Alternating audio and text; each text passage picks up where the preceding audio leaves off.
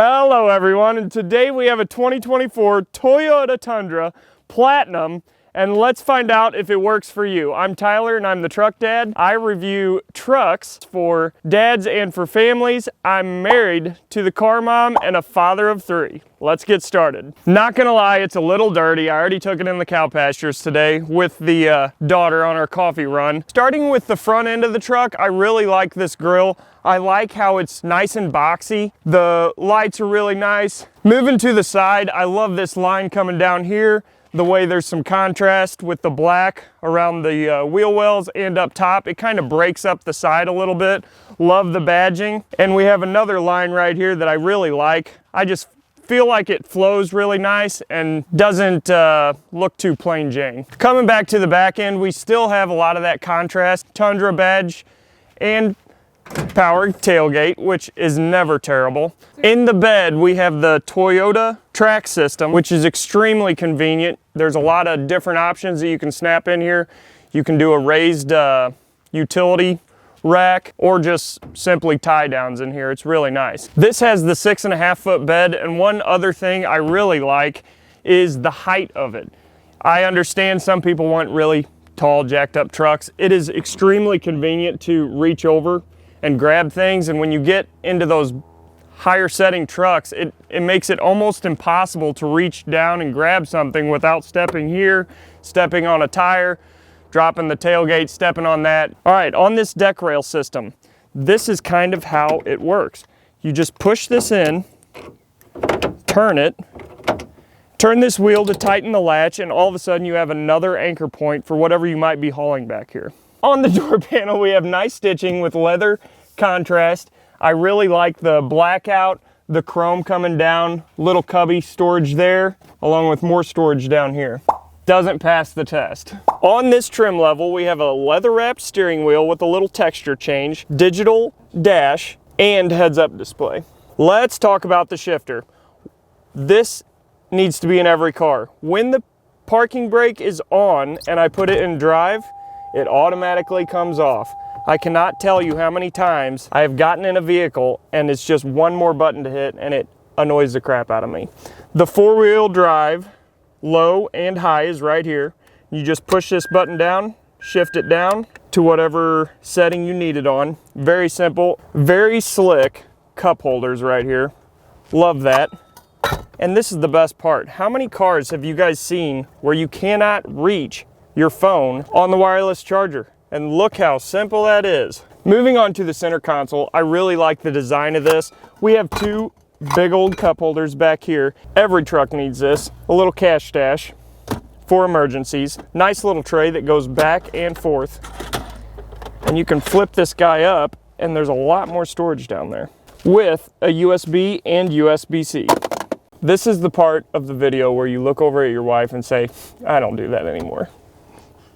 Up top, we have a huge touchscreen, and down below we have all of our buttons, heated and ventilated seats on this trim level. And as always, I love the big buttons, and anything you might be playing with while you're driving is easily accessible here without taking your eyes off the road. Another nice safety feature is if you flip this like that, it changes to a rear view camera. All right, guys, one thing that this is second to none is the camera system on this vehicle. When I put it in drive, and if I select auto on the camera settings, it will automatically turn the cameras on when I'm going slow, when there's a vehicle right in front of me or to the sides of me. I absolutely love it. You can easily change all your views right here. And when you get moving, say you stop, change your view, and get moving again, whenever you slow back down, it will bring up this same view that you left off with. Let's see if we can back up to this trailer. I love the center line. It tells you where your hitch is going to be. That'll do it.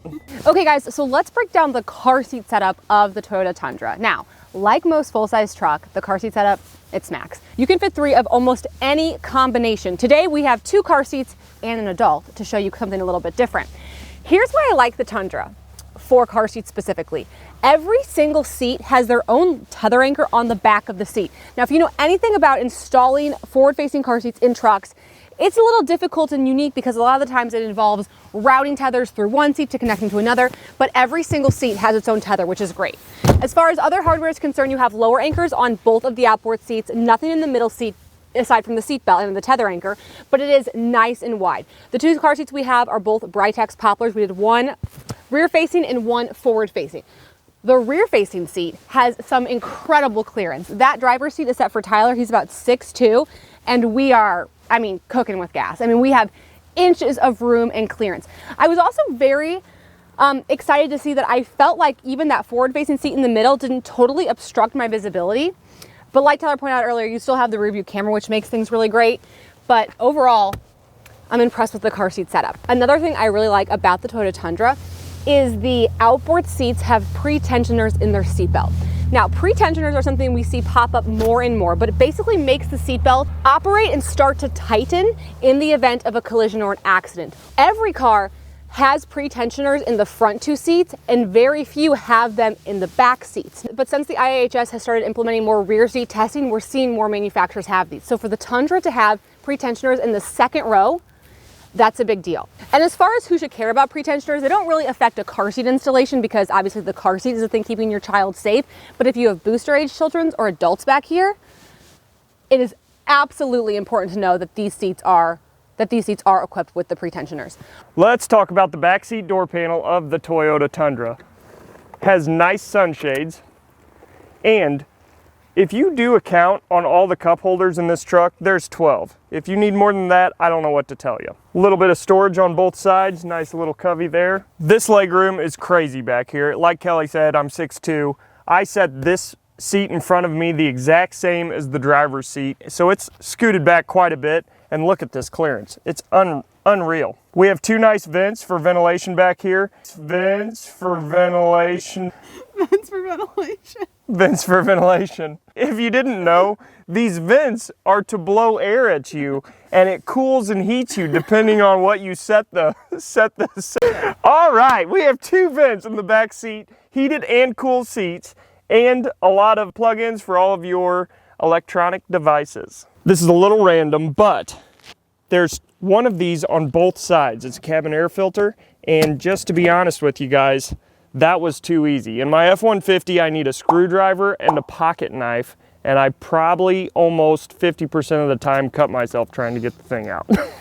Quick note, there is no storage underneath this back seat, so if you're switching from a truck that does have it, just keep that in mind. Thank you so much for joining us for another video. Thank you for hanging in there with me. And if your family is in need of a truck, this should definitely be one that you should take a look at.